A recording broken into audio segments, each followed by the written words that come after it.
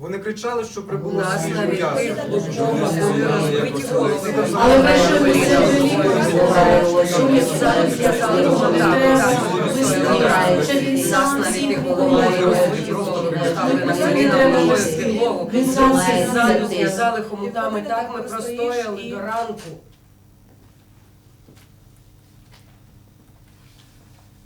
Біла книга правосуддя. У пошуках правосуддя.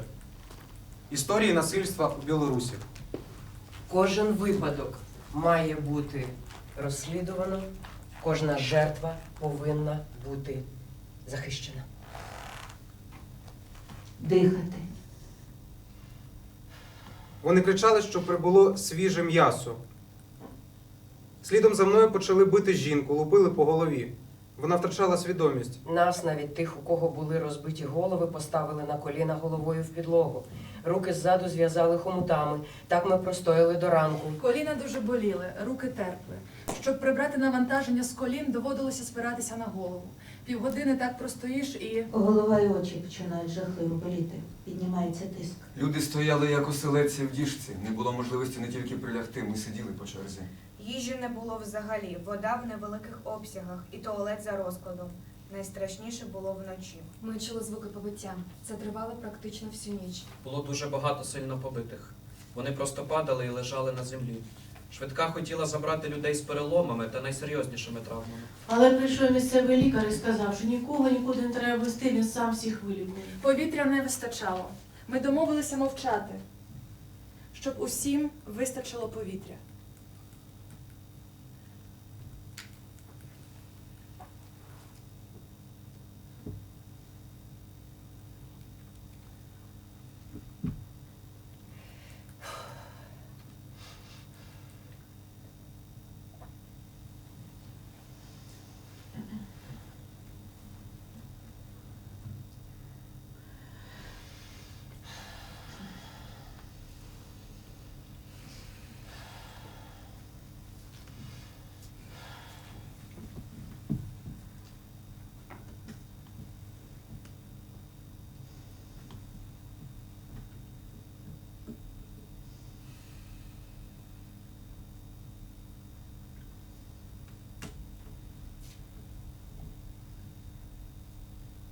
Стояло 7 чи 8 столів. Люди стояли уздовж, на колінах, нагнувшись головою униз. Ти не мав права дивитися на стіл, тільки вниз. Вони задавали питання, прізвище, ім'я по батькові, рік народження. Називали статтю, питали, чи згоден. Що ти відповідав, їх не цікавило. 30 секунд, забирали наступний. Потім нам сказали, що це був суд. Мирний протест. Марія, ви пам'ятаєте, хто ви? Скільки вам років? Де ви? Як ви сюди потрапили? Марія Зайцева, 19 років. Я родом з Гомеля, зараз в Мінську після протестів 9 серпня. Мене поранило, ймовірно, осколками світло-шумової гранати. І ще пару куль мені гумових знайшли. Мені дісталося серйозно так. Де це сталося? На стелі 9 числа. Я не знаю конкретну адресу, я не місцева. Десь на боці сліди після осколків. І ще говорили, кулі в мені знайшли. Але я не пам'ятаю вже, як вони стріляли. Мене оглушило після вибуху. А далі мій знайомий і люди навколо намагалися мене відтягнути кудись. У мережу ще потрапили страшні фото, як я сиджу в напівмертвому стані, голова пробита і вся в крові. Мене оглушило. Я нічого не чула, не бачила. Намагалася ще зі мною спілкуватися, ну а потім, мабуть, на швидку доставили мене, відвезли в лікарню. Я бачу сліди на вашій шиї. Так, мене поранило в голову. Ну і ще порвало барабанну перетинку. А зараз ви цим вухом чуєте? Не чую, вірно. Але воно може відновитися. Все не так погано, барабанна перетинка може зарости. Поки що гоїться рани від осколків і куль, а там вже і з вухом розберуся. Ви казали, що ви втратили зір. Ну, мене засліпило. У мене контактні лінзи, досить поганий зір. Одна з лінз і випала після удару по оку. Мабуть, лінза врятувала. Завдяки цьому я залишилася із зором. Зараз нічого не бачу, тільки тому, що не можу їх видіти. Але зір є нормально. Ви бачили, хто звідки стріляв? Пам'ятаю саме початок протестів, коли люди стояли в великому щепленні в кілька рядів. Перед натовпом якісь хлопці ходили з мегафонами, але я не могла розібрати, що говорять. Начебто намагалися вступити в переговори з міліцією. Міліція нічого не робила. Вони навіть опустили щити. Люди говорили їм, щоб ті не виходили проти. Що люди дотримуються мирного протесту. Хоча були там неадекватні люди, які кидали пляшки порожні міліції, але ті не долітали, був досить великий простір. І плюс швидко заспокоювався натовп. Люди були за мирний протест. Потім міліція знову підняла щити, стали поливати водою з гармат. Не знаю навіщо, чому. Стояли мирно, кричали, що за світ. Пам'ятаю, нас поливають водою. Після цього вибух, я лежу на землі. І після цього нічого не пам'ятаю. Діагноз Марії. Закрита черепно-мозкова травма, травматичний субарахноїдальний крововилив, забиття правої скроні, правого плеча, осколкові поранення параорбітальної області правого ока, чужорідне тіло в оці, контузія очного яблука, субкон'юнктивальний крововилив в правому оці, вибухова травма, травматична перфорація барабанної перетинки справа, посттравматична нейропатія правого ліктьового нерва з легким порезом 4-5 пальців правої долоні. Затримання. Тортури. Хлопці. Олексій Курач. 20 років. Діагноз. Закрита легка черепно-мозкова травма, струс головного мозку, забій м'яких тканин і тканин правої виличної області, синці лівої і правої надбрівної областей, м'яких тканин правої і лівого стегон, лівої сідничної області, травматичний шок 2-го ступеня. Максим. Просто Максим.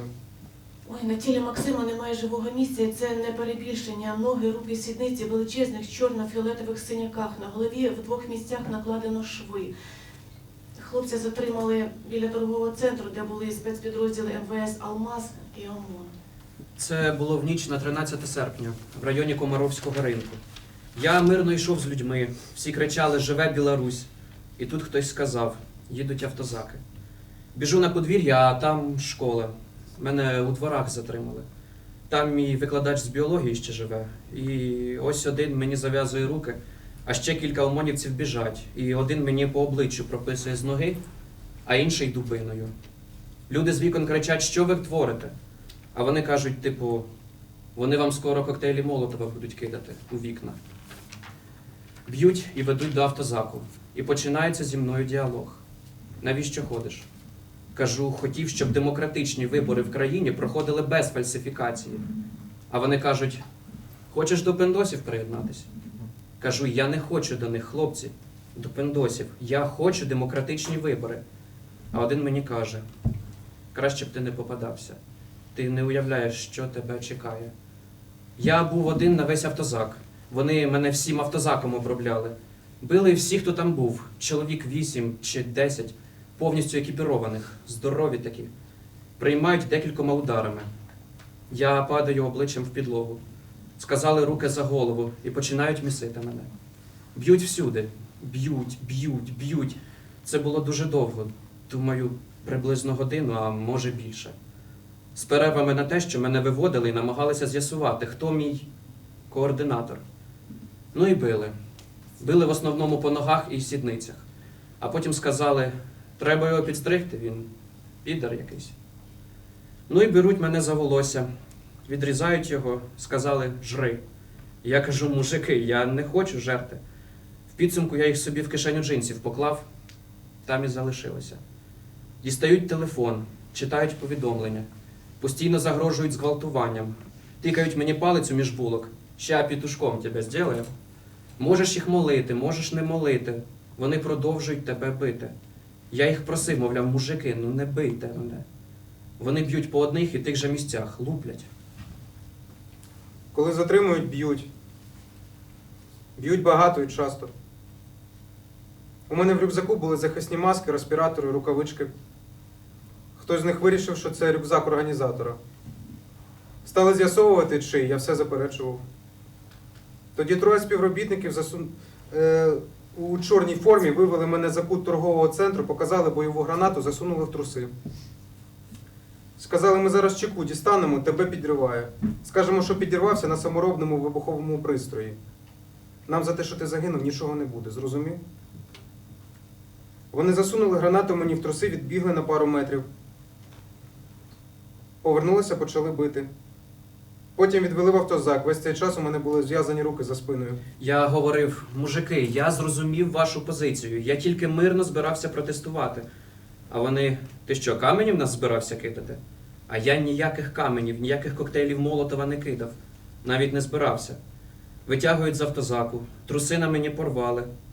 Нас зустрічав якийсь бойовик такий, досвідчений, і каже, ну що, будеш розстріляний? Я кажу, мужики, не розстрілюйте мене, я нічого такого не хотів вам зробити. Потім мене відвели ще до якогось мужика. А у них така нав'язлива думка, що мені хтось заплатив, або що я під наркотою. Постійно про це запитують. Їм, походу, так пояснили про всіх, хто протестує. Вишукували, хто у мене інформатори чи координатори. В автозаком людям не дозволяють їхати сидячи. Їх кладуть один на одного, час від часу б'ють. Ходять прямо по затриманим. Руки починали наврякати через те, що були зв'язані. Якщо скажешся, б'ють прямо по руках. Зі мною в автозаку був хлопець-астматик. Його люди придавили, він почав задихатися. Тоді співробітник підійшов до нього, поставив ногу на шию, став душити. Якщо здохнеш, мені все одно. Всіх б'ють у рівній мірі, але якщо затримує алмаз, це найгірше. Поки хтось вів затриманого, інший боєць алмаза міг підійти, вдарити по обличчю просто так. Спеціально били по ногах, цілеспрямовано по колінах, щоб людина не могла нормально ходити. Омонівець, який вже був ближче до мене, постійно тримав ногу на моїй шиї, тиснув. Якщо при собі є телефон, його ламають або розблокують. Відмовляюся говорити пароль, вони його вибивають. При мені роздягли хлопця, сказали, якщо не скаже пароль, цими пальцями зґвалтують. Він сказав пароль. Я кажу, мужики, у мене немає ніякого координатора. Але вони в це не вірять. І тут кажуть, ну все, ми тебе зараз заведемо. І це були ще квіточки. Далі ведуть мене. Це було десь біля стели до іншого автозаку. І тут я чую крики. Люті крики. Ось, кажуть, там один жирний, зараз ти на його місці будеш. Заходжу туди, кажу, мужики, я вже повністю усвідомив свою вину, не чіпайте мене. Ну, їх це, звичайно, не цікавить. Вони б'ють хлопця, просто люто місять. Походу, з серебрянки привезли. Мені кілька разів шкварили і поклали в кінці автозаку. А пацана б'ють, лупасять просто нещадно. Він каже, мужики, я вже не можу кричати. А вони відповідають, ну так не кричи. І продовжують його бити. Потім пацану щось зовсім хріново стало, і його з автозаку витягли. І я розумію, що мене зараз чекає те саме. З нами в автозаку були ще дівчата. Років 18. Їх провина була в тому, що звертали увагу співробітників, якщо комусь із хлопців погано ставало. Тоді один із них, спецназівець або ОМОНівець, я не знаю точно, підійшов до дівчини, схопив за волосся, став кричати. «Уб'ю, шлюха! Рот свой закрила!» Він збрив їй частину волосся, пригрозив, якщо не замовкне, її відвезуть в камеру до мужиків. Там її зґвалтують, а потім вивезуть у ліс. З цим вона має жити все життя. Я поповз, куди мені сказали, за те, що поповз повільно, у мене були відбиті ноги. Зв'язані руки за спиною. Коли доповз, підійшов співробітник, поставив ногу на спину і почав бити по голові. Бив не просто гумовим кийком, а тим, в якому металевий стрижень всередині. Мені складно сказати, скільки ударів мені завдали. Я втратив свідомість, зверху на мене накидали ще затриманих. Тим, хто був на мені, теж били. Я лежав і думав, незрозуміло, де бути краще. Зверху, де ти можеш дихати, але тебе б'ють. Або внизу, де ти задихаєшся, але тебе хоча б не б'ють. І тут починають лупасити. А мене вже, в принципі, в попередньому автозаку відлупасили максимально. І б'ють по тих же місцях. Я кричу, я верещу, біль просто нестерпний. Але їх це не цікавить. Я зрозумів, що більше не можу кричати, я просто замовк. А вони б'ють. Коли привезли до відділення міліції, у мене вже не було сил стояти. Я сперся на людей, а коли нас притиснули до стіни, побачив, як по ній тече кров. кров з моєї голови. У якийсь момент зупиняються і говорять: так, мужики, він, походу, від больового шоку відкинувся. Я вже не міг говорити. До цього той бойовик мені в вухо прописав. Я щось промимрив, а говорити не міг. Зрозумів, що вже не можу реагувати ні на що. Вони кажуть: Льошка, Льошка, а я мовчу. Вони мене облили водою і викинули на бетон. Я в цей момент розумію, що якщо зараз буду рухатись, то це пекло продовжиться. Я не рухаюсь. Мене поливають холодною водою, я на асфальті. Думаю, хоч би менінгіт не підхопити. Мене взяли за шкірки і віднесли в сторону. Потрібно відзначити, на місці мене не били. Я втрачав свідомість, мене трусило, йшла слина з рота, руки і ноги були синіми. Приїхали медики, сказали, мене потрібно госпіталізувати. Так я зміг уникнути подальших тортур. Хочу подякувати лікарям. Вони роблять усе можливе, надають допомогу і максимально заспокоюють. Медики у нас хороші. До цього такого болю я ще не знав. Я лежав і думав: а якщо вони продовжать, помру я чи ні? Приблизно через хвилин 25 приїжджає швидка. Доктор, думаю, зрозумів, що я в свідомості, але говорити їм не став. Мені одразу крапельницю вкололи і відвезли. Після цього я відключився і прокинувся вже в лікарні. Живий. Біла книга правосуддя. Серпень 2020 року для Білорусі увійде в історію. Тисячі людей в різних містах країни були затримані під час протестів проти підсумків президентських виборів. У висновку: сотні зазнали знущань, десятки потрапили до лікарень, доля багатьох людей до сьогодні невідома. У Конституції Республіки Білорусь закріплено право на свободу мирних зібрань як одне з основних прав людини. У білій книзі правосуддя зібрані історії людей з усієї країни, які опубліковані в білоруських ЗМІ в перші дні після виборів і вимагають правової оцінки і розслідування. За час протестів у серпні-вересні 2020 року від дій силовиків у Мінську постраждали не менше 1376 осіб. Кожен третій отримав травми середньої тяжкості і каліцтва. Більше 600 чоловік були побиті не у час мітингів, а після затримання у відділах міліції та в ізоляторі на Окрестина. Відбулися щонайменше 3 випадки сексуального насильства. Один зі зґвалтованих неповнолітній. Білорусь 1977 року ратифікувала Конвенцію проти катувань та інших жорстоких, нелюдських або таких, що принижують гідність, видів поводження і покарання. Стаття 1 цієї конвенції голосить: для цілей цієї конвенції термін катування означає будь-яку дію, якою будь-якій особі навмисне заподіюється сильний біль або страждання фізичне чи моральне, щоб отримати від неї або від третьої особи відомості чи визнання, покарати її за дії, які вчинила вона або третя особа, чи у вчиненні яких вона підозрюється, а також залякати чи примусити її або третю особу, чи з будь-якої причини, що ґрунтується на дискримінації будь-якого виду, коли такий біль або страждання заподіюються державними посадовими особами чи іншими особами, які виступають як офіційні, чи з їх підбурювання, чи з їх відома, чи з їх мовчазної згоди.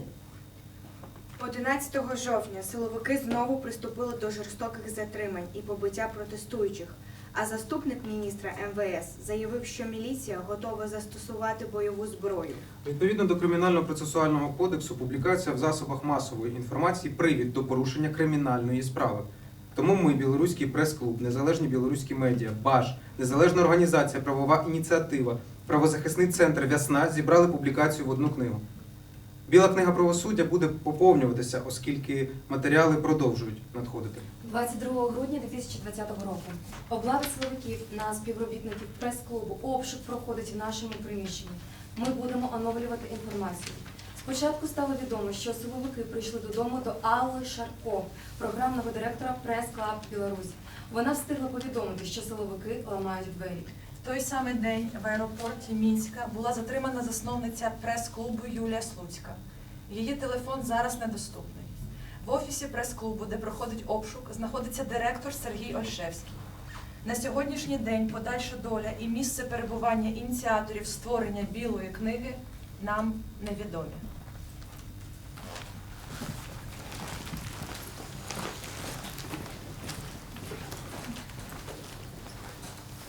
З нами там були і дівчата. З них теж знущалися. Змушували роздягатися і всякі неподобства робили, що гідність принижують. Потім, коли їх перевели у камеру, а дівчата бойові були, вони буянили. Їм хлорку туди закидали, охорона кричала: зараз я вас гівном обіллю. І потім відкрили камеру і щось туди вилили. Я не знаю. Поки нікого не бачив, але сподіваюся, всіх випустили. Сподіваюся, всі зможуть отримати нормальну психологічну допомогу, тому що це жах. Дівчата. Студентка. На прохання героїні матеріалу ім'я змінено. Затримали 9 серпня в центрі Мінська, відпустили 11-го. Я не була учасницею протестів. Ми з друзями просто шукали, як дістатися до метро, щоб доїхати додому. Питали у співробітників ОМОНу, як дістатися, щоб нас не затримали. І у якийсь момент під'їжджають машини, вибігають ОМОНівці і починають просто бити людей, заламувати.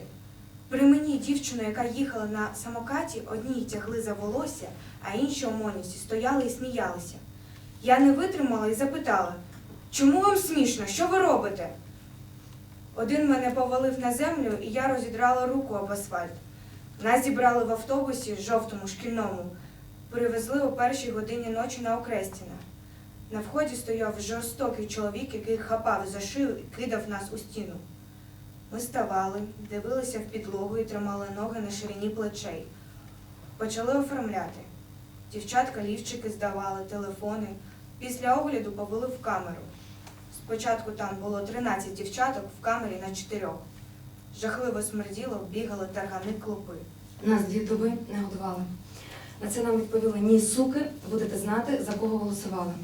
Думаємо, переживемо день, нас відпустять, тому що серед нас було багато дівчат, які забрали прямо біля дому.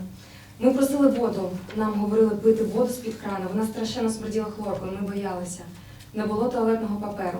У деяких дівчат почалися місячні, вони просили дати хоча б щось. У відповідь: підтирайтеся своїми майками. Тоді або брали газету, або бруднили білизну, потім знімали її, прали і просто ходили, загорнувшись у майку.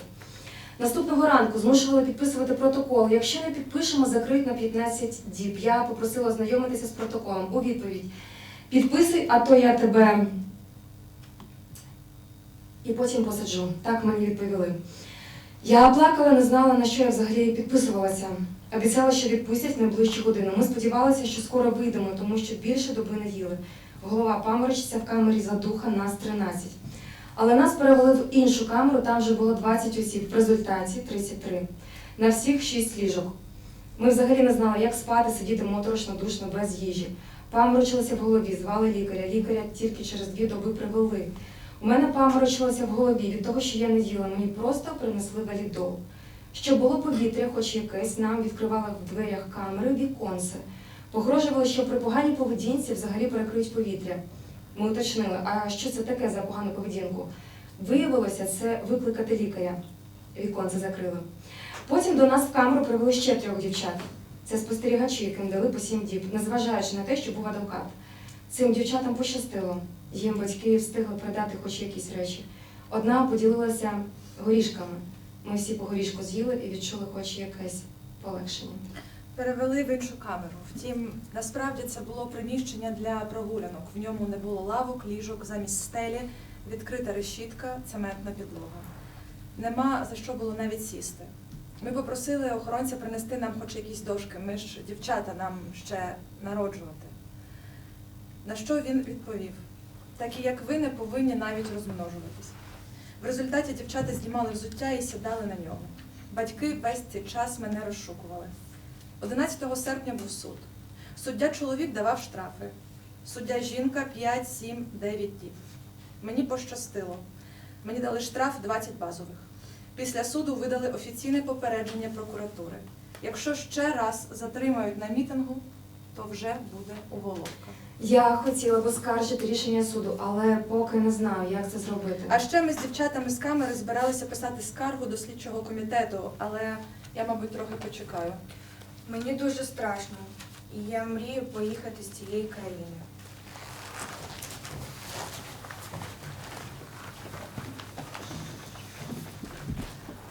Жінки.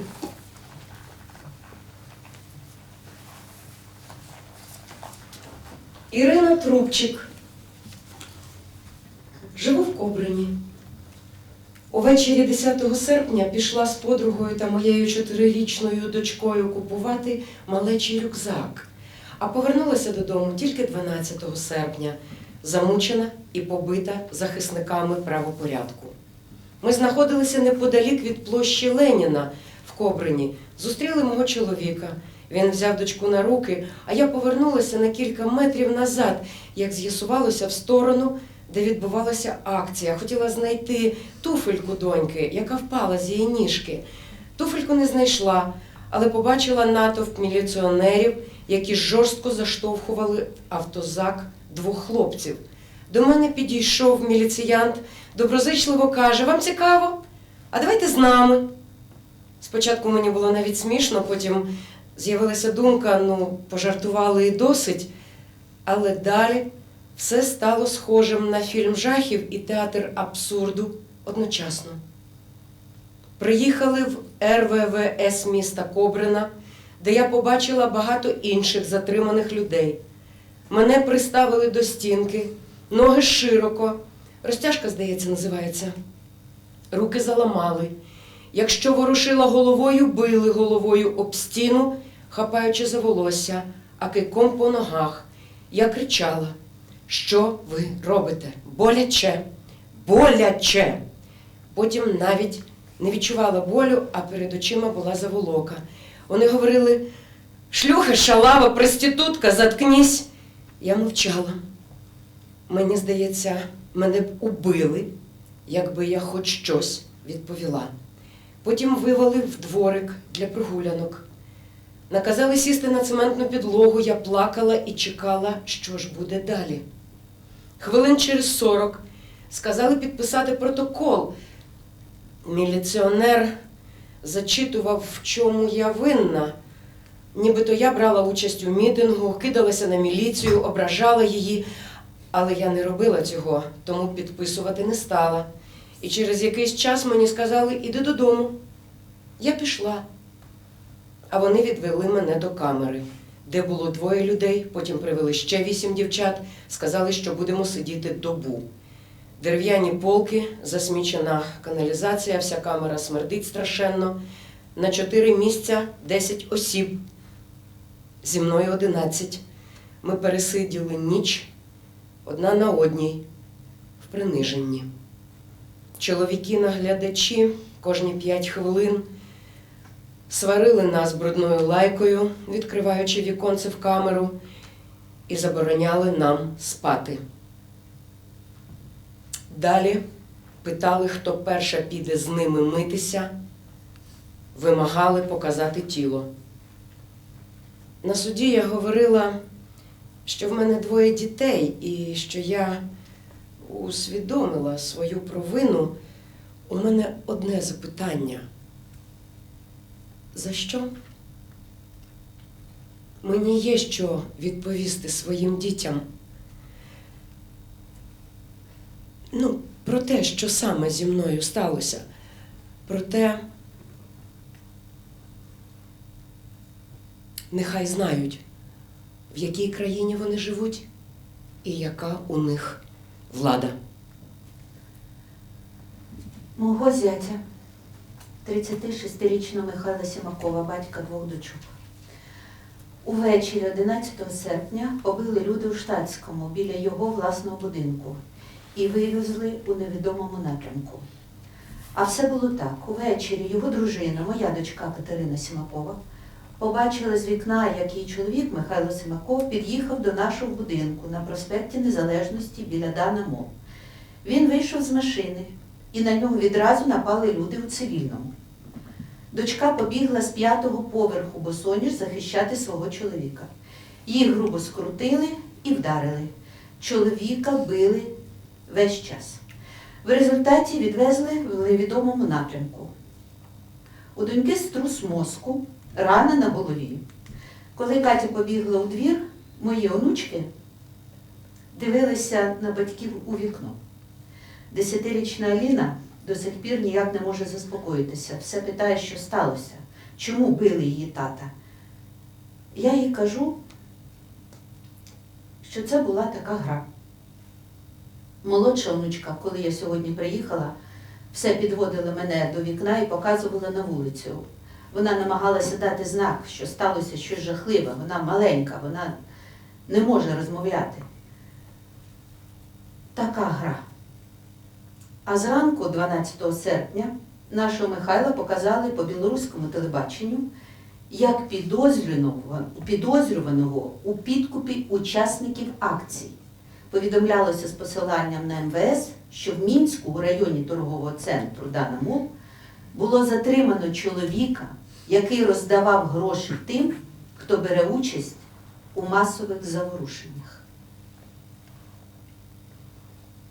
Така гра.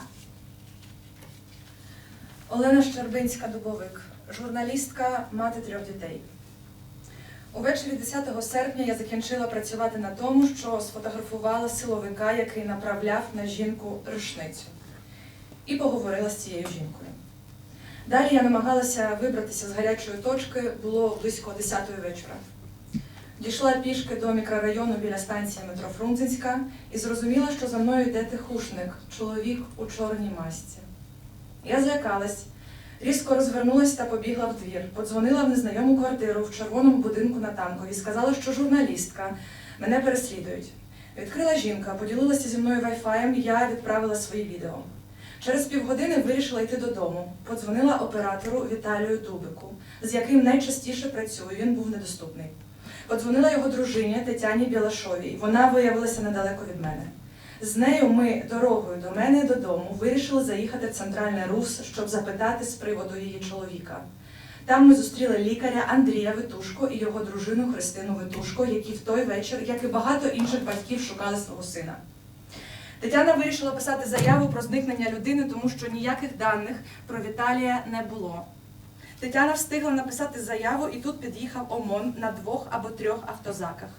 Ми не очікували, що з нами таке трапиться. Це ж взагалі-то за межею. Ти приїхав в РУС, пишеш заяву про зникнення людини, а тебе затримують. Але нас схопили, причому жорстко, під руки і повели. Була 22:38. Всього затримали близько 20 осіб. Подружжя Витушко були зі мною в автозаку, а Христина потім і в одній камері. В якомусь місці нас розтасували, чоловіки та жінки окремо, а з Таною Білашовою опинилися в стакані. Вона сиділа у мене на колінах, а навколо жах, кров, на стінах духота. Стакан – це, знаєте, така одиночна камера площею не більше половини квадратного метра в автозаку. І нас привезли на Окрестіна. Речі забрали, у мене була велика сума грошей, хороша сумка, ніхто нічого не описував. Я кілька разів говорила, що я журналістка, але всім було байдуже. Під час огляду я й зустріла вперше наглядочку, про яку, як мені здається, всі зараз пишуть. Звуть її Христина або Карина. Довге волосся, блондинка, вік 30-35 років. Що вона робила? Дуже жорстка. Розмовляє матом. Обзивала особисто мене найбруднішою лайкою. Питала у жінок, що, домітингувались? Штовхала мене в спину, змушувала сильно нахилятися, голу змушувала присідати, вирвала устілки з кросівок. Саме вона змушувала жінок, у яких були критичні дні, зривати гігієнічні прокладки, нібито для того, щоб переконатися, що під ними нічого не пронесли. Засобів гігієни в цих умовах не було де взяти. Одна дівчина розірвала свою накидку і роздала шматки тканини жінкам, у яких були критичні дні. Надовго тканини не вистачило. Використовували туалетний папір, але він теж закінчився. У нас була пластикова пляшка, була вода, милися як могли. Крістіна або Корина знущалася над усіма. Нас чомусь виводили з камери, таке було кілька разів, і ставили вздовж стіни. Якщо ноги розставлені недостатньо широко, вона підходила, била ногами по внутрішній частині гомілки зі словами «Сука, розстав ноги шире!».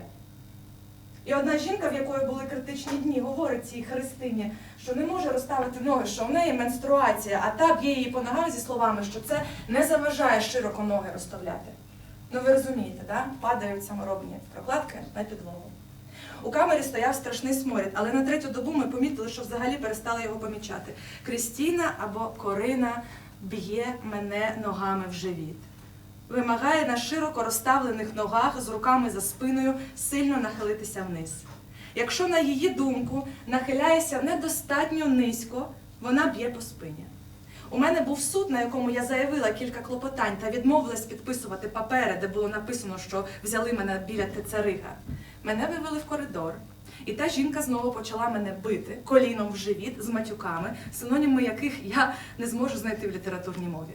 Суть була в тому, що вона була незадоволена моєю непоступливістю. Саме вона після першого огляду в ЦИП виштовхнула мене в коридор в одному бюстгальтері і у незастебнутих штанях, а там сиділи голі чоловіки на колінах, лобом в стіну, руки за спиною. А на стінах плями крові, краплі крові на підлозі. Десь хтось кричав, хтось стагнав, наглядачі кричали. Коли я в ЦИП намагалася сказати, що Христині Витушко погано, що у неї діабет, вона дружина відомого лікаря, мені хтось відповів, що дружини відомих лікарів з цукровим діабетом по мітингах не вештаються. Христина трималася з останніх сил. Ми з нею сиділи в камері номер 9, ЦИП, Мінськ. 10 серпня нас спочатку було 15 жінок на 4 спальні місця в камері площею 10 метрів квадратних. Потім протягом ночі нас стало 30. Пізніше ми зрозуміли, що 30 жінок в такій камері – це взагалі курорт. На нарах можна лягти по 2-3 людини, під нарами можна лягти, під столом, на столі, хтось тумбочку використовував. Ковдри і подушки 4 на всіх стелилися на підлогу і люди вкладалися штабелями. Однак, коли в один з днів привели жінок з інших камер, і нас було більше 50, тоді навіть сісти всім не було можливо, багато хто просто стояв. Ми просили відкрити віконця в камери, через яку їжу передають. Деякі наглядачки відкривали, деякі говорили, а не здохнете. Мене затримали вночі 10 серпня, а перший раз принесли їжу 12 серпня вранці. Всім було важко, але особливо страждала Христина Витушко. Її довели до стану, коли інсулін був не потрібен. І для підняття цукру треба було просто щось з'їсти. І ми через віконце, коли їжу ще не приносили, почали просити шматок хліба для неї у якійсь працівниці. Може, це була кухонна працівниця, може кухарка. Вона говорила, мовляв, якби могла, всіх би нагодувала. Я їй пояснювала, що всіх не треба, просто треба один шматок хлібу, одній людині. І тоді вона відповідала, що її покарають, але принесла півхлібини. І тоді Христина нарешті поїла. Решту організовано погодували 12 серпня кашею. Ми цю кашу ще й збирали в пластикові баночки, які були в камері, розуміючи, що підселять людей, які не їли дуже давно. Так і вийшло. Каша вся йшла, бо підсаджували давно негодованих людей. Зараз, коли я говорю про цю їжу, у мене нудоти від думки, що таке взагалі можна було їсти, але їли. Зі мною було б все добре, якби наглядачка не била мене ногою в живіт. Мені стало погано 14 серпня. Тепер у мене проблеми зі здоров'ям, які пов'язані з побоями, в першу чергу, відсутністю нормальної води та харчування. Є проблеми зі спиною. Я налаштована зробити все, щоб притягнути до відповідальності, використовуючи всі законні методи, жінку-наглядачку, яка зробила моє життя і життя затриманих нестерпним. Ми плануємо написати колективну скаргу до слідчого комітету та в прокуратуру. Моя мета – притягти її до відповідальності за допомогою законних методів. Якщо чесно, спочатку я взагалі злякалась своїх почуттів до цієї жінки. Я була просто поглинена ненавистю, якої я раніше ніколи не відчувала. Тепер я хочу лише одного – щоб вона понесла покарання та не мала більше доступу до роботи з людьми. Вона повинна сісти. При цьому мене обурює, коли поширюють зображення жінок працівниць МВС і приписують їм цей злочин. Я не впізнала наглядачку на жодному з фото, які тепер поширюють в соціальних мережах, як фото Христини або Корини. Я хочу звернутися до людей. Давайте не опустимося до суду Лінча. Давайте не будемо влаштовувати цькування людей. Періодом з 9 по 13 серпня зафіксовано 57 важко постраждалих жінок, найстарші з яких 72 роки. 12 серпня силовики побили її біля СІЗО на Володарської, зламали її руку. Катували жінок і після затримання, бо тяжкості нанесених їм травм помітно, що їх не щадили і били так же само жорстоко, як і чоловіків. значна частина людей, яка була на окресті на мужиків. Спати не виходило, доводилося розмовляти. І багато хто з них говорив: ну ось, Тихановська. В неї чоловіка посадили. Дітей погрожують відібрати. Вона боялася, що капець, але вийшла і зробила. А я що, вдома сидіти буду? Ось вам і роль жінки в тому, що відбувається. Нам варто рівнятися на наших жінок і на те, що вони роблять. Чоловіки.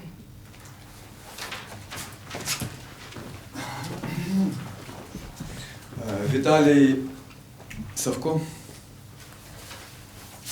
39 років, працюю поліграфістом. Мене затримали приблизно о 20:30 10 серпня на шляху до Палацу спорту, звільнили 12 числа. Вискочили 3 ОМОНівці і відбарабанили в автозак. Перед цим прописали, як годиться. В автозаку підлога в крові, поставили на коліна, привезли на Окрестяна. Там, зігнувшись ластівкою, ми бігли на огляд. Поки бігли, нас били кийками. Якщо хтось падав, того фігачили жорстко. Потім нам дали маленькі мішечки, треба було викласти речі з кишень.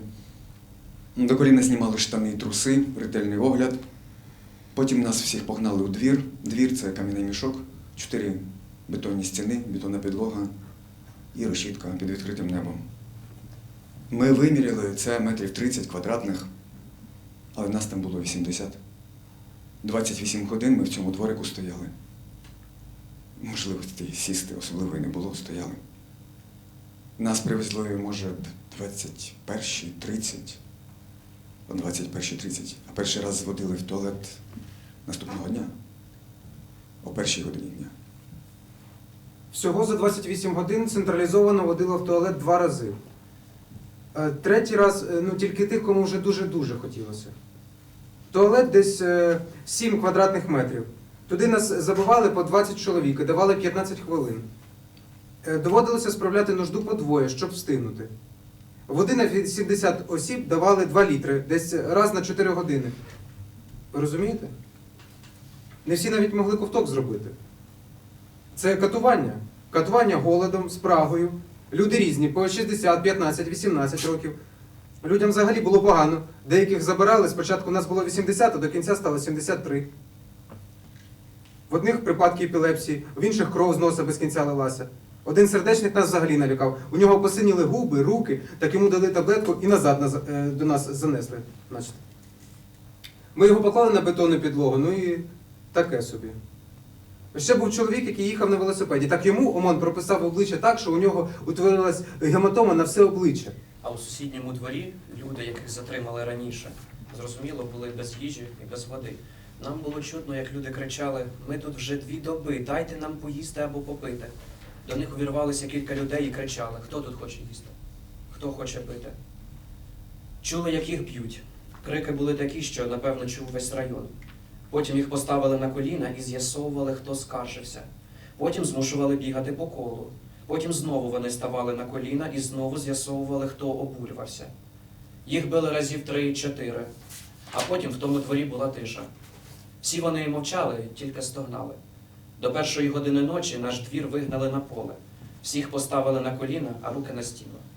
Ходив чоловік і записував прізвища та рік народження. Якщо не подобалося, як хтось стоїть, цей хтось отримував по нирках. Десь за годину наступного дня після затримання нам кинули буханку хліба.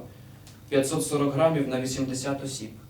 Я десь читав, що краще не їсти цей хліб, тому свою частку віддав. Комусь. Хто з'їв цей хліб, у них була діарея. А паперу ж немає, і в туалет не водили. Митець. Репортаж.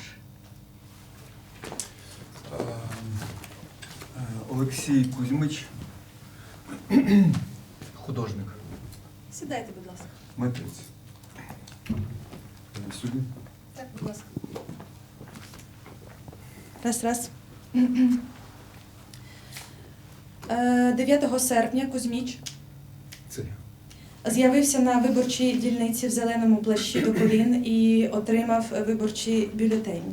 Розкажіть, будь ласка, детальніше, як це було.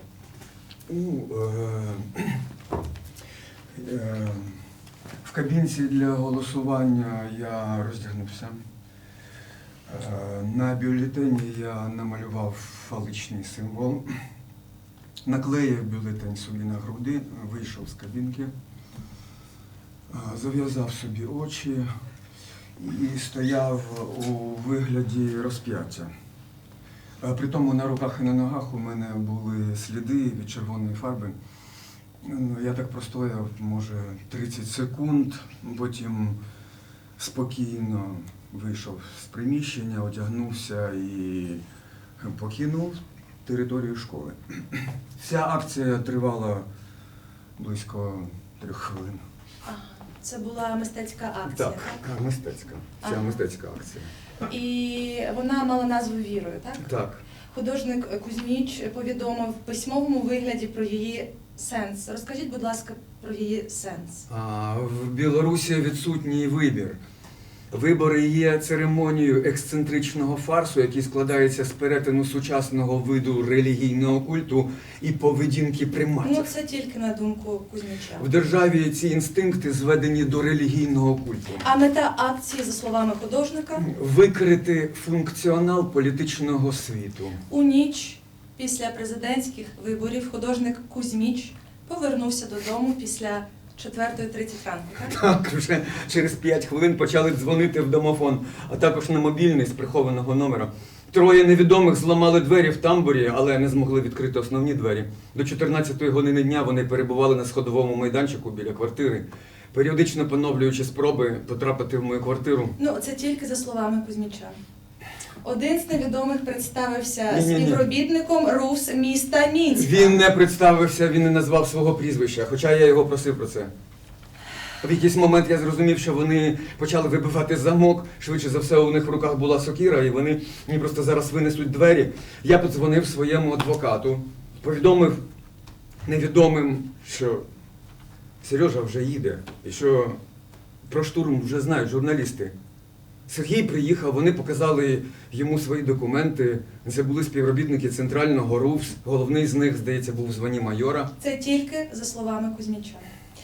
Вони обговорювали ситуацію з адвокатом Сергієм Зікрацьким, правильно? Так. Начебто Сережа ніщо молодець. не віщувало біди. Міліцейське начальство хотіло, щоб я пояснив в РУВС мою акцію. Запевняли, що ніхто затримувати не буде, мовляв, гарантія 100%, навіть речень ніяких брати не треба. Я не повірив. Зібрався, взяв паспорт, повезли. Допитував нас міліціонер в званні капітана. Я дав йому все пояснення про акцію. Потім капітан поніс папір вищестоящому керівництву, ті наказали мене затримати і скласти протокол по адміністративному правопорушенню, дрібне хуліганство. Але ж Кузьміч та його адвокат наполягали, щоб бути присутніми при складанні З протоколу. Сережею відразу почали жорстко поводитися, хапали його за руки, намагалися вивезти з кімнати. Але адвокат Сережа Зікрацький, молодець, він нікуди не втік. І в підсумку в протоколі є графа, що я категорично не згоден з обвинуваченням. Але ця позначка кардинально нічого не змінила. Після складання протоколу мене кинули в камеру. На 9 квадратних метрах набилось близько 30 осіб. Люди стояли як оселедці. Не було можливості не те, що прилягти. Ми сиділи по черзі. У таких умовах я пробув 3 доби. Знову ж таки, за словами художника, коли інших затриманих били, до нього було особливе ставлення. Так, я ще дивувався, чому міліція, особливо ОМОНівці, вони ненавиділи мене. Для них я був підар. Художник.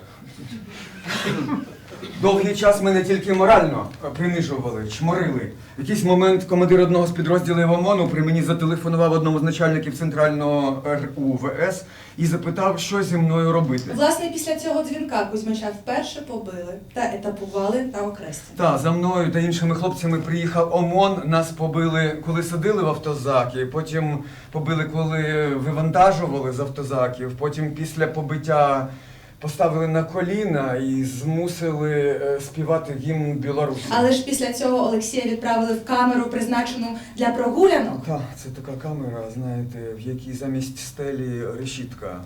Але за цією решіткою світле і чисте небо Білорусі, так? Да. В камері знаходилося близько 100 людей, можливості присісти там також не було. Але незабаром художнику пощастило, коли в камеру зайшли лікарі, а Кузьміч якраз стояв біля входу. Так, лікарі чомусь відразу звернули на мене увагу, запитали, які скарги. У мене дуже боліла спина. Я не міг згинатися, я не міг стояти нормально. Поміряли тиск, у мене був дуже високий, більше 200. Тоді вони вирішили забрати мене у лікарню. Співробітники на Окрестіна були проти, на силу вдалося їх переконати. Мене хотіли тримати до суду, а суд мав відбутися через тиждень, 19 серпня. Я не знаю, чи протримався в таких умовах. А хто вам повідомив про суд в середу?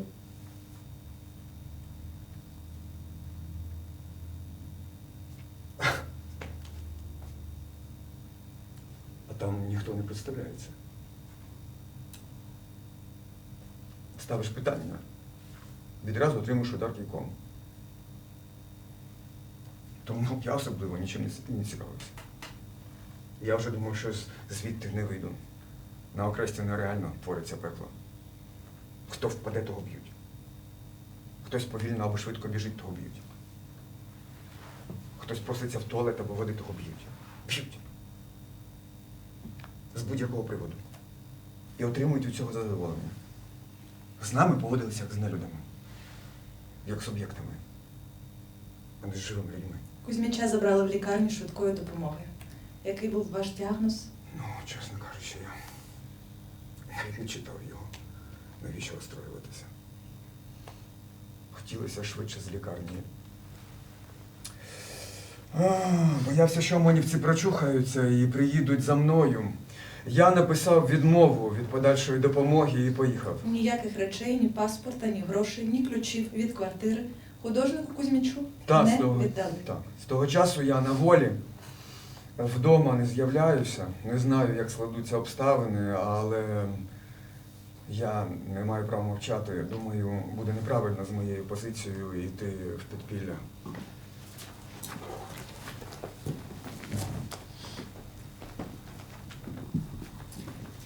Таке відчуття, що людей вбивали. Вони кричали так, що не передати. У одного мужика від болю вже, видно, дах поїхав. Він кричав: «Слава Лукашенка!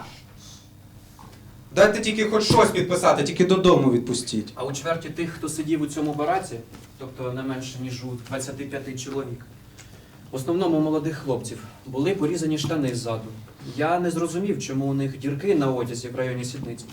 А вони говорили, що різали штани і погрожували, що засунуть в анальний отвір гранату. Найбільше шокувало, як поводилася одна зі співробітниць, до якої її колеги зверталися на ім'я Каріна. Або, Оксана, як ти її називала? Або Корина. Корина. Вона ходила, розсовуючи чоловікам ноги, і прицільно по-садистськи била палицею у пах. Била і примовляла скотіна. Одного затриманого, йому на вигляд, як мені, років 50, дівчина била по геніталіях, стоячи на його ногах. Коріна, здається, близько 30 років, вона невисокого зросту, блондинка, була одягнена у форму, на обличчі захисна маска. Жорстокість Каріни запам'яталась багатьом чоловікам. З тих, з ким я спілкувався в бараці, не було нікого з вуличних барикад.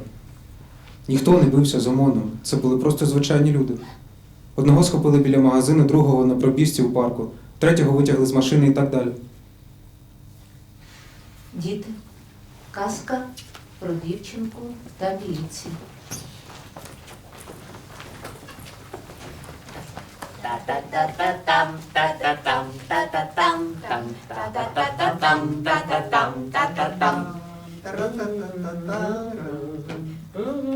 Та-дам. Дякую. Добрий вечір, малятка. Сьогодні розповім вам казку про те, як міліція проводить перевірку за фактом травмування 5-річної дівчинки, яка постраждала під час протестів Гродно 11 серпня. Жила-була собі в місті Гродно маленька дівчинка, звали її Юля Череухо. І було у неї татко, мамуся і автомобіль. І їздили вони всією родиною на автомобілі. Всі знають, як їздять на автомобілі. Так. Але Юля ще маленька, тому вона сидить у спеціальному кріслі на задньому сидінні і солодко спить. Всі знають, як сплять діти. Правильно, малята. Так от. Одного разу ввечері дівчинка Юля з сім'єю їхала в своїй машині по місту. Цього разу Юля не спала, а дивилася у віконце. Там було дуже цікаво. Інші автомобілісти сигналили, висловлюючи підтримку тим, хто протестує проти фальсифікації президентських виборів. Біп, біп, біп-біп-біп-біп. І ось що несподівано сталося. На вулиці Поповича до таксі перед Юліною машиною підбігли не менше 5 силовиків в чорній, страшній формі. Як почали гамселити таксі по склу, ух! А ззаду в Юлін автомобіль врізалася військова машина «Тигр». Що тут почалося? Скло в машині посипалося мільйонами сяючих зірочок на маленьку Юлю, яка сиділа, нікого не рухала на задньому сидінні. Вау! Ну вау! Можна було сказати, що це було красиво. Але дівчинка Юля сильно поранилася. Її обличчя було все в крові. Всім цю мить стало дуже страшно. Замість допомоги міліція вдарила їй татка Володимира кийком по голові. Схопила, відвезла, ви вже самі знаєте, куди там усіх везе білоруська міліція. Дівчинка Юля з мамою потрапила в лікарню наступного дня. Юлю з мамою посадили в тюрму. Відпустили, але під розписку. І жили вони довго і щасливо. А хтось знає, як взагалі жити довго і щасливо? Я не знаю. Наразі на чудо-сайті УВС Гродненського облвиконкому написали, що УВС ретельно з'ясовуються всі обставини того, що сталося. Будуть вжиті заходи, щоб захистити права дитини. Дитини або міліції. Та хто його знає. В міліції закликали батьків враховувати становище в країні, уникати відвідування з дітьми місць масового скупчення людей, не брати дітей на несанкціоновані заходи. А то буде як з Юлією. Ай-яй-яй. Так її ж не брали ні на які заходи, вони просто їхали. Ой. Ну, значить, нікуди не брати. І самим вдома сидіти. Тихо. Не ходите, дети, ни за что на свете. Не ходите, дети. Дети, не ходите. В принципе, не надо ходить, дети. Вас там будут сильно бить и обижать. На добраніч, малята, чистіть зубки, лягайте спати. Якщо будете чемними, завтра ми розповімо вам, як в СІЗО дитині ногу зламали. Па-пара-па-пам, па-па-пам, па-па-пам.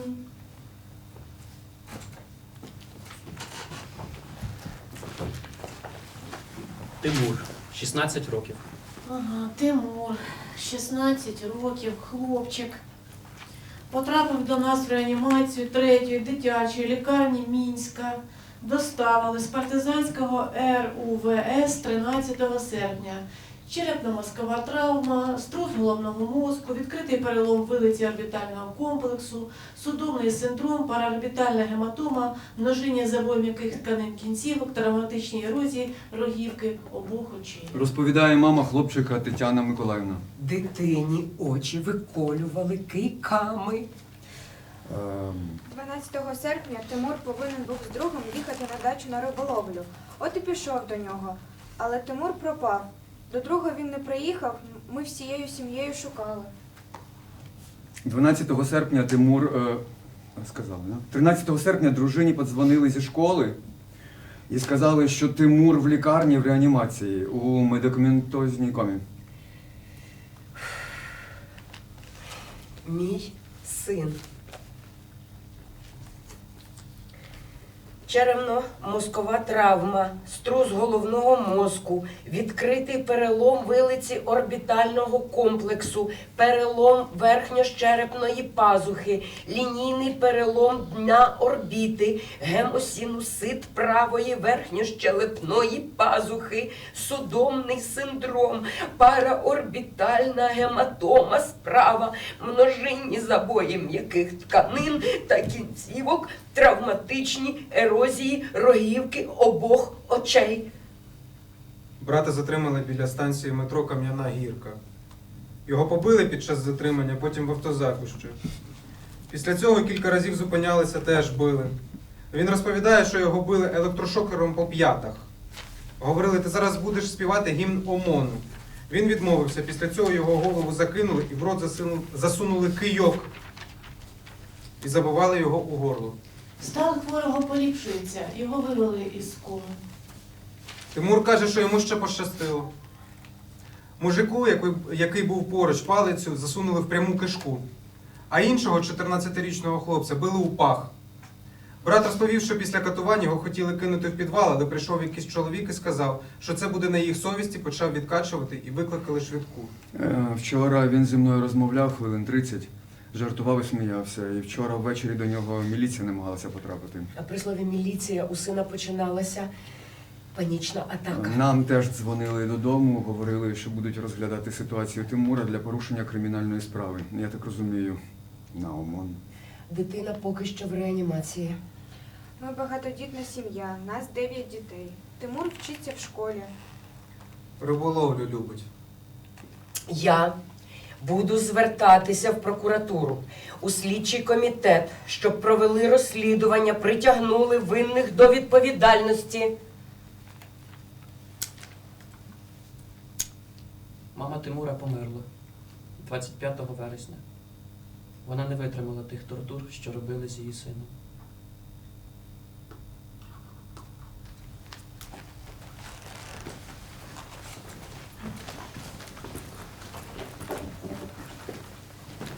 Три мами, 3 сини. Єлена Зуєва. Мій син уперше в житті проголосував. І увечері 9 серпня разом із дівчиною, зі мною і сестрою Софією ми усі пішли до стели. Коли на проспекті почали вибухати світлошумові гранати, ми повернули додому. Я не знаю, якось так вийшло, що ми із сином відстали. Я повертаюся, бачу, що його вже тягнуть в автозак. Я кинулася до нього. Отак ми з ним опинилися на підлозі у автозаку. Я Світлана Віхор. Мій син Олександр Віхор, зріст 1,90 м, 25 років, спортсмен, кандидат у майстри спорту з плавання. 9 серпня він поїхав до своєї дівчини ночувати. Не судимий, не наркоман, проблем з законом не було. Освіта вища. Недавно звільнився з однієї роботи і влаштувався на іншу. Ольга, мого сина затримали в день виборів, 9 серпня. Син вийшов на подвір'я о 6 годині вечора, щоб зустрітися з однокласником. Ні документів, ні прав на машину, ні грошей він з собою не взяв. Я телефоную Саші. Саша каже: мамо, я не знаю, що сталося. Мене скрутили 3 омонівця, заштовхнули в машину, не знаю, куди везуть. Син взагалі не цікавився політикою, не ходив голосувати на вибори. Я всю ніч йому дзвонила, набирала кожні 20-30 хвилин. Телефон був недоступний. І якщо жінок іще волокли якось там м'яко, то чоловіків перекидали дуже жорстко, били постійно. Синові під час арешту зуба вибили. Матюкалися, били і словами: ми вас научимо, за кого голосувати, ми вас научимо родину любити. Я голосувала за цього президента, розумієте? Я голосувала за порядок у нашій країні. Я шукала сина, не могла отримати ніякої інформації. Зі мною розмовляли як з жінкою, яка народилася на смітнику. Господи, це все було сьогодні. Мені здається, що життя пройшло. У списках, озвучених волонтерами, мого сина не виявилося, але я була впевнена, що син саме на Окрестіна. Дізналася про це несподівано. На мобільний телефон подзвонила незнайома жінка, можливо, співробітниця, говорила зі мною дуже делікатно, намагалася заспокоїти, сказала, що із сином все гаразд, хоча він дуже пригнічений. Я запитала про умови. Вона відповіла: зрозумійте, тут не санаторій. Ще додала, що в камері міститься більше людей, ніж належить. Спочатку нас 13 затриманих жінок помістили в 4-місну камеру. Наступного дня перевели вже в 6-місну камеру, але там розмістили 36 жінок. І ні паперу туалетного, ні засобів гігієни, ні води, нічого не дали. Сказали: витирайтесь майками. Благо, коли чоловік-наглядач змінився жінкою, то та була хороша. Вона відривала шматочки паперу туалету і подавала в камеру. Воду пили з-під крану. Ще було дуже душно. В останній день після суду умови взагалі погіршилися. 52 людини помістили в 4-місну камеру. Там ми могли тільки стояти. Одна літня жінка розплакалася і звернулася до наглядача зі словами: ну ви вже давайте, газ запускайте. Сьогодні обіцяли взяти передачу, але чомусь так і не прийняли. Наскільки сина затримали, я теж не знаю. Дуже переживаю за те, в якому він там стані. І чи все так насправді, як мені сказала жінка по телефону. Близько 12-ї години дня від ізолятора Неокрестіна від'їхало кілька автозаків у супроводі військових. Рідні та близькі затриманих кидалися до машин і кричали: ми тут!» своїм рідним, і «ганьба! Ганьба!» на адресу супроводжуючих. «Там дівчатка, там тільки дівчатка!» кричала якась жінка, розглядаючи людей в проїжджаючому повз автозаку.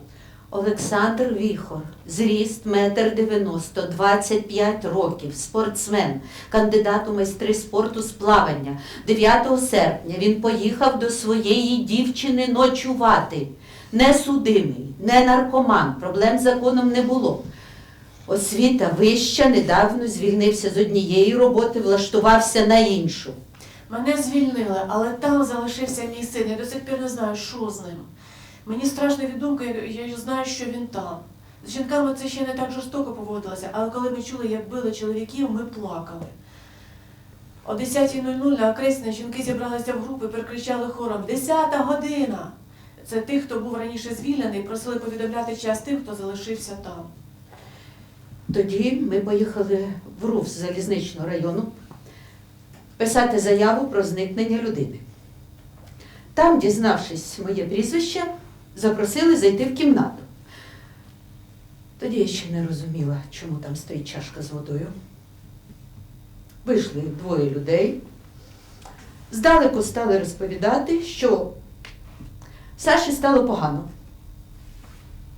Він став себе якось неадекватно вести. Я шукала сина. Саші вже не було в живих. Я втратила дитину. Я готова кричати на весь світ і хочу, щоб знали всі: мій син не вмер. Мій син загинув ні за що. Далі Світлана говорити не може, замість неї говорить її дочка Оля. Я теж була в РУВС, але за дверима, коли почула крик і звук розбитої чашки, прибігла до мами. Так ми сьогодні вдень дізналися, що Саші немає в живих. Можливо, брату стало погано. Він просив про допомогу, а міліція його порахувала неадекватним і о 2 годині ночі привезла до приймального покою психоневрологічного диспансеру. Там відповіли, що Саша не їх клієнт. У нього сильний стрес, йому потрібна медична допомога. І о 3:45 брата вже доставили в тубдиспансер. Як нам розповіли лікарі, він вже знаходився в стані клінічної смерті. Його годину намагалися реанімувати, а ще нам повідомили, у брата був набряк головного мозку. Ніякої офіційної інформації про причини смерті Саші у нас немає. Батьків не пустили в морг. Як нам дізнатися, що це наш? В якому він стані? Ми просимо відгукнутися тих, хто був разом з Сашком в автозаку і ВТТ, щоб дізнатися, що трапилося насправді. Увечері 13 серпня силовики різко та несподівано подобрішали. Уже пізніше ми дізналися, чому. На підприємствах почалися страйки. Звільнення. Мене випустили. Але не відразу. Спочатку нас всіх все одно поставили до стіни лицем, руки на стіну. Одна людина, 10 омонівців. Змусили нас присідати. Хто погано присідав, того фігачать. Хто не міг присідати, одразу отримував. Потім ми віджимались. Поки віджимались, нас теж виховували. І так декілька разів. На руки нам ніяких документів не видали, жодного. Коли я вийшов, викликав таксі. Один хлопець просто не міг ходити, я цього хлопця відвіз в його гуртожиток за містом. Він сам з дитбудинку, грошей немає, подзвонити нікому. 22 роки всього. Каже, мені завтра військкомат, а як мені йти? Паспорта немає, сказали, через 4 дні тільки віддадуть. Я йому порадив зняти побої. І ще одну людину я в таксі посадив і в Ждановичі відвіз. Я побої фіксувати не піду. Синці є, багато. Але ходити можу. Піду на роботу. В ніч з 13 на 14 серпня відпускали затриманих по всій Білорусі під час масових вуличних протестів після 9 серпня. Звільнялися на каретах швидкої допомоги, без особистих речей, босоніж. Родичів та волонтерів шокували історії звільнених. Зустрічаючи. В ту ніч біля воріт Окрестіна зібралося близько 1500 осіб, зустрічаючих звільнених. Родичі, знайомі. Також близько 5000 волонтерів. Серед них автовласники, правозахисники, медики. Людей відпускають один раз в 20 хвилин. По 10-15 осіб. У тих, хто виходить за ворота сам, ми часто бачимо синці під очима. Вони без телефонів, без грошей, деякі без взуття. Тут вийшло 2 молодика. Один був у одному черевику, інший взагалі босоніж.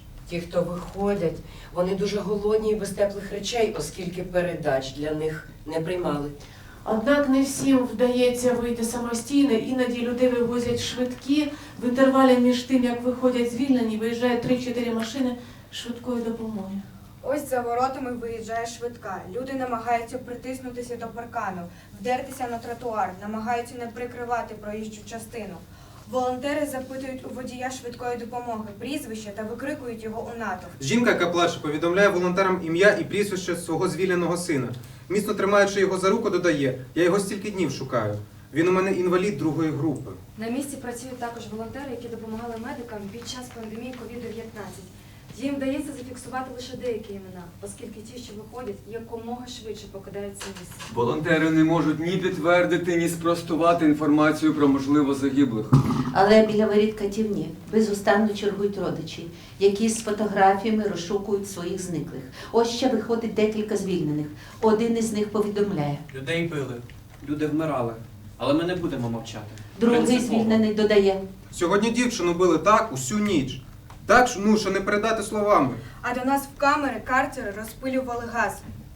Уздовж алеї у сквері, що веде до ІТТ на Окрестіна, столики з їжею, кавою, бутильованою водою, родичі та волонтери, які обговорюють останні події. Там немає звичних співробітників органів внутрішніх справ, які ведуть відеозйомку присутніх. Тут не заважає ніхто. Люди в натовпі незнайомі, проте гранично самоорганізовані та ввічливі. Незважаючи на безліч людей в сквері, немає сміття, люди пропонують один одному допомогу, гарячий чай, каву. Коли до воріт підходить чергова партія заарештованих, яких готуються відпускати, хтось у натовпі починає плескати і вітати їх, але їх тут же просять припинити. Люди, ви що робите? Кажуть, що коли на вулиці плескають, за стінами в'язнів починають бити. Натовп миттєво замовкає. Автовласник Олексій Петрович разом з іншими волонтерами чергує біля воріт ІТТ кілька годин. Він пропонує звільненим відвести їх додому. Він швидко знаходить людину, яку зустрічають родичі без транспорту. Звільнених зустрічають оплеском. Родичі обіймами. Ті помітно розгублені, змучені. Їх засипають питаннями. Вас били? Вас годували? Вам допомогти чим-небудь? Додому Їм можете тицюють відвезти? у руки гроші незнайомі люди. Друг, тримай, просто на витрати тобі ж треба. Люди навперебій показують їм фото рідних, мовляв, може, бачили кого-то. Називають прізвища, жінки плачуть. Волонтери благають всіх піти з дороги і не аплодувати, інакше не випустять. Але оточуючим складно стримати емоції, коли з дверей виходить чергова дівчина. Кожна з них плаче і мовчить. В рідкісних випадках просить кого-небудь набрати. До неї відразу летять пропозиції. Чай, плед. Куди відвести? В оплесках губляться крики, будь ласка, тихіше, зате чітко чути шепіт. Ну, слава Богу, жива. Коли з дверей виходить чоловік, хтось називає прізвище його дружини. Та збігає по пагорбу, ледь не падає, але проривається в обійми до чоловіка через натовп. Я не знала, де тебе шукати, ти тут. У цей момент вгору піднімаються десятки, сотні телефонів. Щоб запам'ятати, як незнайомі їм люди радіють зустрічі.